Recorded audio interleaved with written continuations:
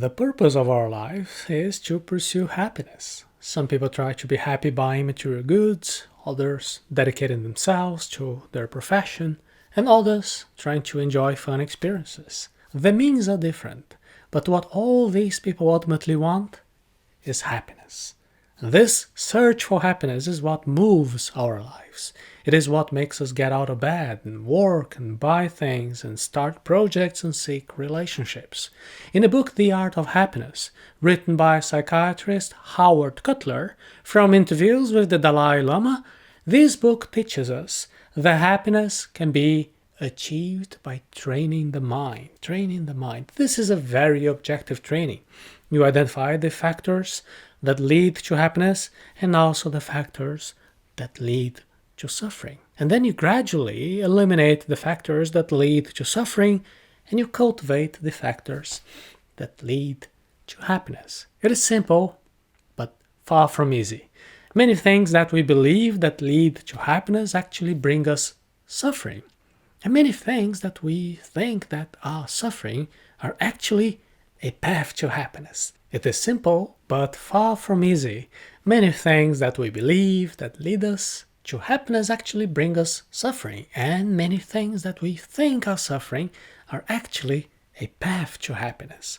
In today's Arata Academy summary, we will understand how to train the mind for happiness following the teachings of one of the world's greatest authorities on the subject. The purpose of life is to be happy. The first step for you to increase your happiness levels is to find out what your sources of happiness are. And here's a mistake that most people make, believing that the greatest sources of happiness are external events. We think that when we have a better job, a better car, a better family, then we will be happier. But the truth is that happiness is determined more by the person's mental state, much more than by external events. You can see that for yourself. Just remember, when you got a new job, or a new material object, or even a new relationship, you're probably happier at that particular moment when you're celebrating. But soon, your happiness levels went back to your baseline, to your previous level. This is your baseline, your reference level of happiness. External events are able to temporarily increase your happiness, but soon you adapt to the newness and your happiness returns to your baseline, to your reference level. The question is, what is it that determines this reference level? Can it be modified? Can you set it to a higher range? There are theories that each person's reference level is partially determined by genetics, but even scientists who defend this theory, they admit that genetics plays a role, but it's not the absolute factor. Your genes are not the only factor that define your happiness reference level. Amongst all psychologists, they all agree that despite genetics, each of us can train our minds to increase our sense of happiness. The fact that you're feeling more or less happy right now doesn't have much to do with what's going on around you. Your happiness depends much more on what's going on inside of your head. The way we perceive, interpret, and react to the facts is more important to happiness than the facts themselves. Your happiness is influenced by the comparisons that you make. What determines our perception and our level of satisfaction with life is the comparison that our mind makes with real or imaginary scenarios. For example, if you spend the day on a social network seeing people who have sculptural bodies, your mind compares the aesthetic appearance of your ordinary body with what you see on a social network. And this can generate a feeling of unhappiness, desire, or envy. On the contrary, if you would compare your ordinary body with that of a person who has some type of a disability, a terrible illness, somebody who is in agony, then you would realize you have so much to be thankful for. Whenever you compare yourself to someone who has bigger problems than you, your mind is better prepared for feelings like happiness, gratitude, and compassion for the other person as well. The lesson here is very practical. Your level of happiness can be raised from a simple change of perspective. Instead of comparing yourself with the body that you don't have, the money that you don't have, the relationship that you don't have, you can be thankful for what you already have.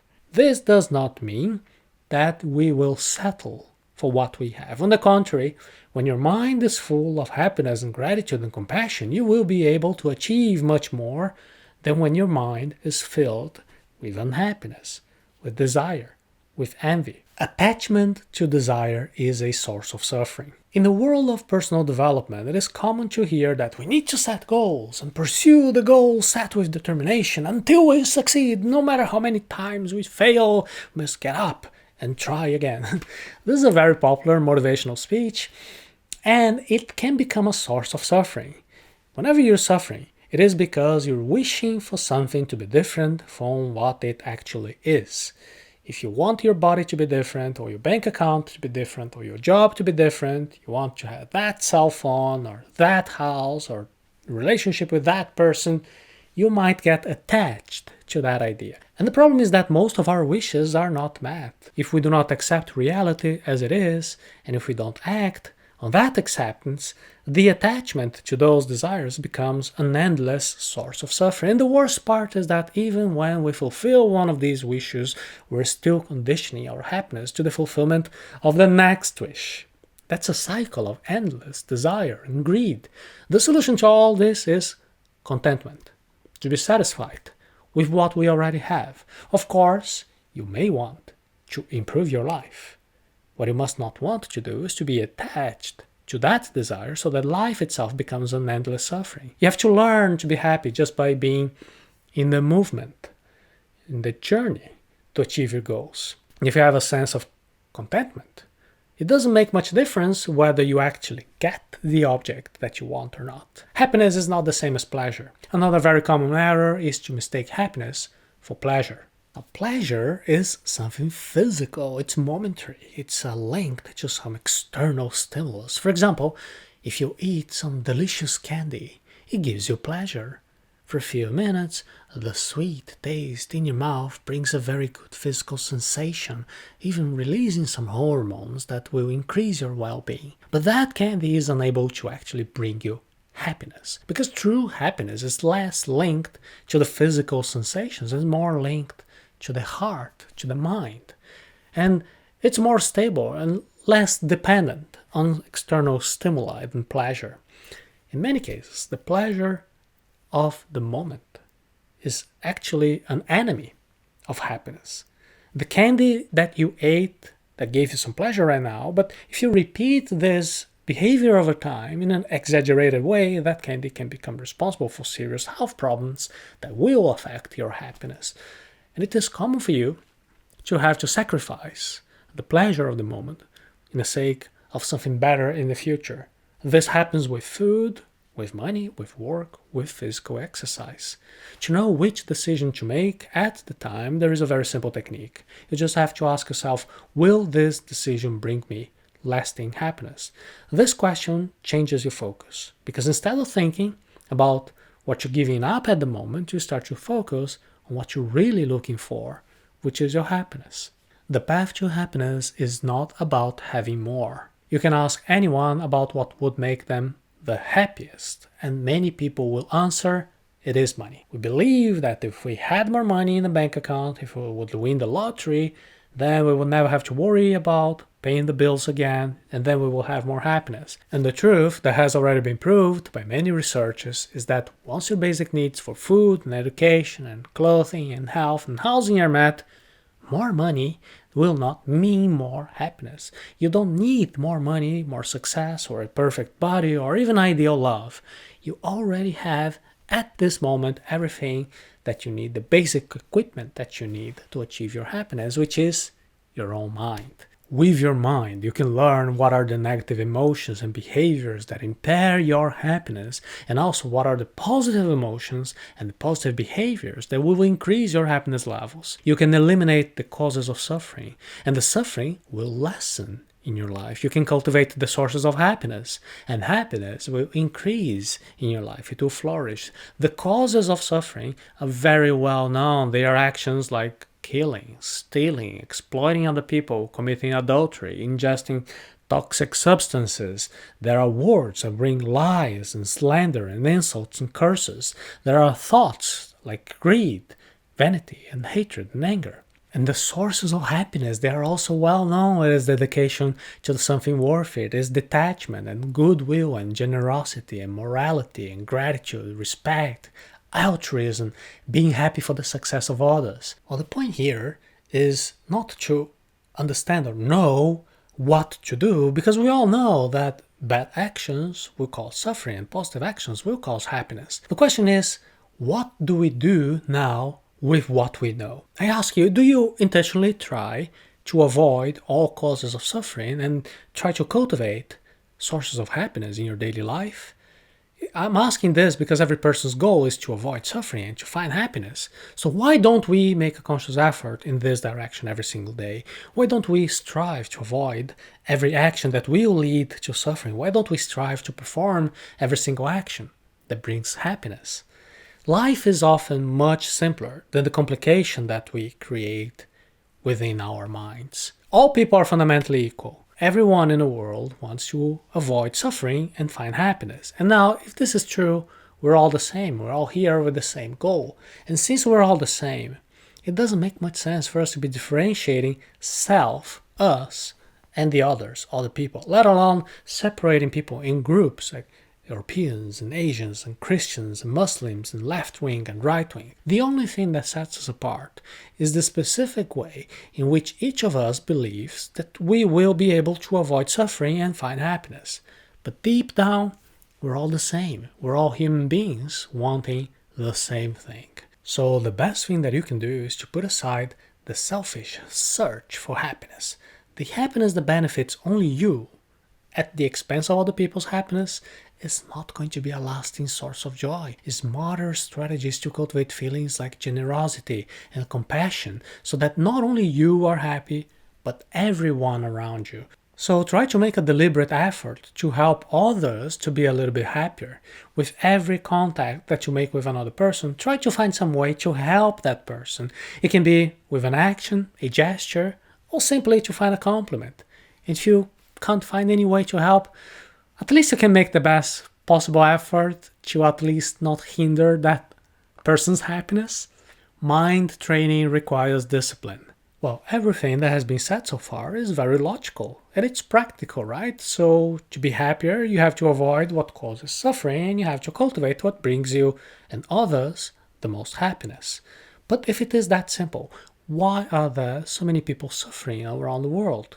Why are there even people who commit crimes and abuse and cause suffering deliberately to others? The answer lies in the conditioning that we have received since we were born. If you look at a newborn baby, you'll see only a human being in its purest form, unable to harm anyone.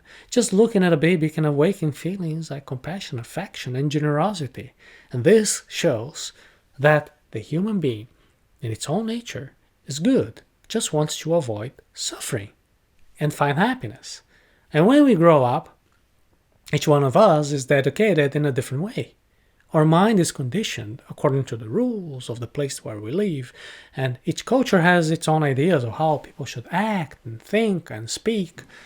Most, even due to the economic system of competition that prevails in the world, include in the education of children a certain feeling of competitiveness. So training the mind for happiness requires us a lot of discipline. We have to decondition what our mind has learned since childhood. Every day that you develop a sincere, positive motivation, thinking about how you can use that day in a positive way, that's what you're doing. You're cultivating your happiness. And this is very similar to body training. Anyone has already been to a gym knows that in the beginning it's more difficult.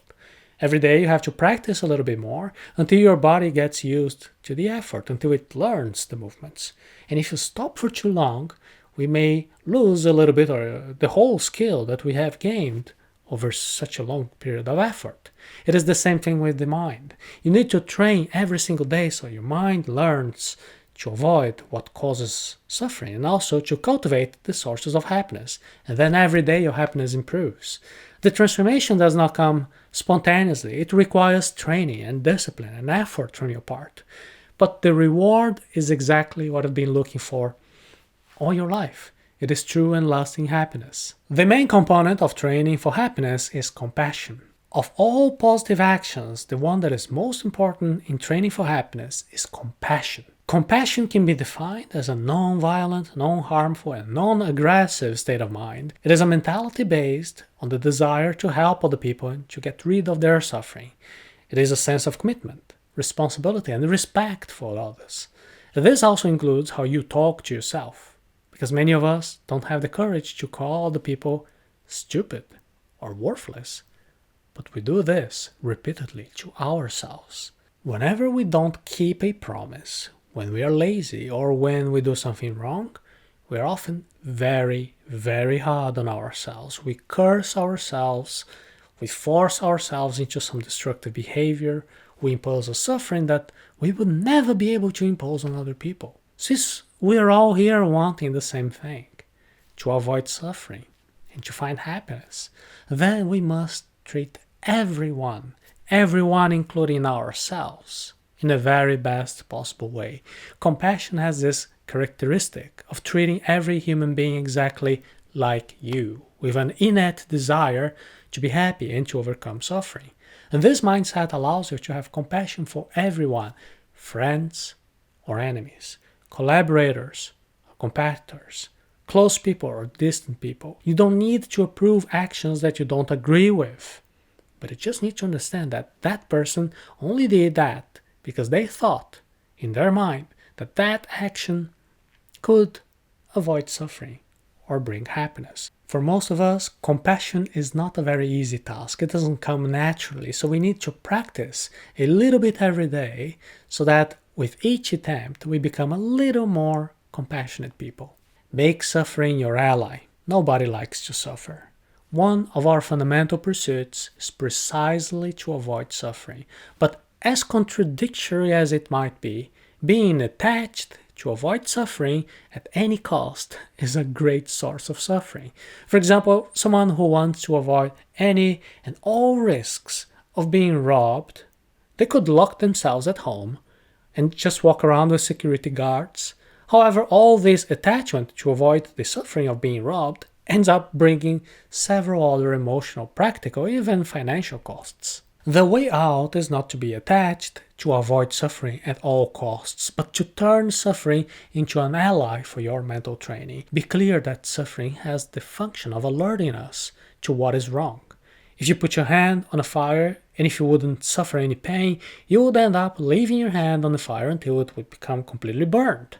This doesn't happen because suffering from pain quickly makes you do something to take your hand out of the fire. Now, our attitude towards suffering affects the way that we deal with life's problems. Instead of having a strong aversion to any kind of suffering, you would need to see things as they are and develop a greater tolerance for suffering. If you are aware that reality will not always be the way you want, this already lessens the feelings of unhappiness and dissatisfaction and frustration. Instead of complaining that it is so unfair that you're going through this or that suffering, you have to abandon the role of victim and accept reality. This will make you experience suffering as a natural part of life and even will make you have better decision making when you act to reduce that suffering. Now, unfortunately, what many people do is just the opposite. They create one extra layer of suffering where there was already pain. For example, let's say you fall and you break a leg. In addition to the physical pain of the accident, you may complain that the universe is so unfair to you, that that fall could be prevented, or that you are a failure. This adds a psychological component of anxiety and intolerance, worsening the effect of the fall. The truth is that life is full of suffering here and there. And this is not a pessimistic view, it's just an acceptance of reality as it is.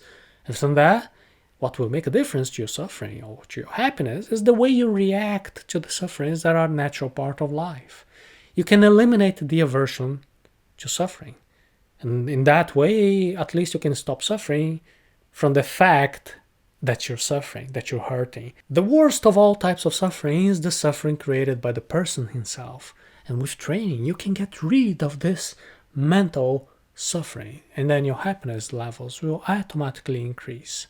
Suffering comes from lack of clarity and inappropriate desire, and you can break free from attachment and be happier. Now, there are 4 truths that you need to understand and internalize to increase your levels of happiness. The first truth is that life without clarity is a life of suffering. An unbalanced life will make you go round and around without leaving your place, searching for happiness in the wrong places, thinking that having more money, more material goods, more experiences will bring you happiness that you're looking for.